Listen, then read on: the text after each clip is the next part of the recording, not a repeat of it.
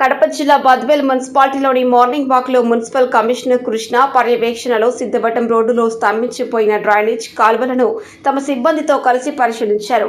అస్తవ్యస్తంగా ఉన్న డ్రైనేజ్ కాల్వలను పూర్తి స్థాయిలో పరిశుభ్రం చేయించి ప్రజలకు మెరుగైన పారిశుద్ధ్య సేవలను అందించే విధముగా కృషి చేస్తామని తెలిపారు. డ్రైనేజీలపై అక్రమ కట్టడాలు కడితే వారిపైన చర్యలు తీసుకుంటామని హెచ్చరించారు. కార్యక్రమంలో మున్సిపల్ సిబ్బంది తదుపరులు పాల్గొన్నారు.